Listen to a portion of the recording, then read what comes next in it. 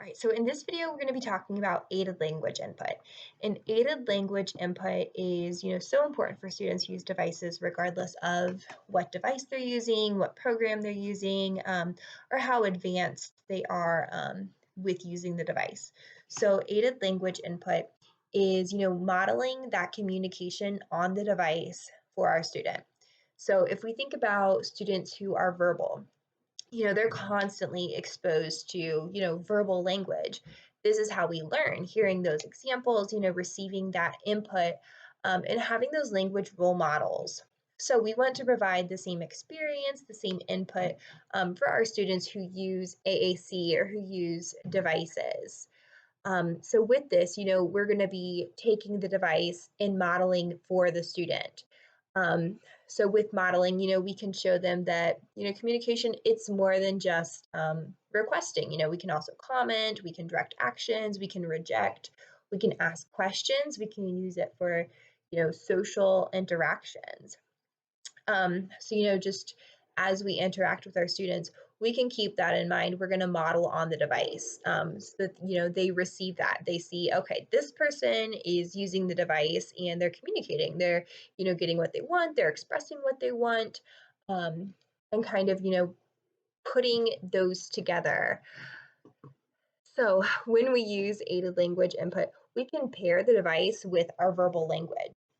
So, I might say, go play on the device. And then verbally, I can expand that. I can say, oh, I want to go play outside today. So, I'm giving them that model, but then I can also expand it too. So we're modeling, we're, communicating on the device without that expectation the student will, return what we're saying. So we're just, providing them that input, providing them that experience. So, we can think of a device as it's a new language. It's a whole system, a whole different set of vocabulary that the student is learning.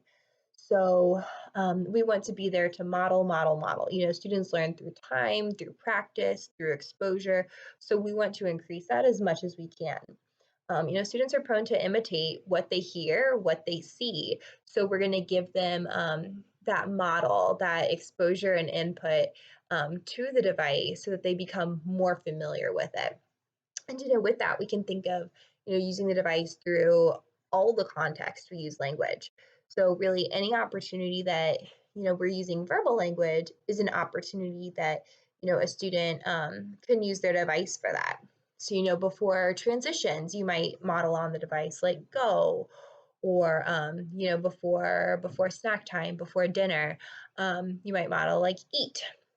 So any opportunity you can use to model on the device, that student is still learning and still receiving that input.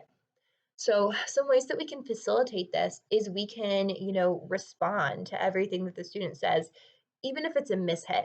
So that means that the student is, still learning that what they say has meaning, even if it's not the meaning that they intended. So if the student says, you eat instead of I eat, when it's clear that, they want the snack, but they hit you eat as a mishit, then you can say, oh, okay, I eat, it's my turn. And then, you eat their snack. So they're learning, okay, I said you refers to you, I need to say I. Um, we can also, recast. We can take what the student says and then expand it. So if the student, provides a one-word request, a one-word label, one-word action, if they say play, then we can expand on that. We can say, oh yeah, I want to play more on the swing, or I want play more. So we're taking that and we're expanding it to provide them additional context and that additional model there.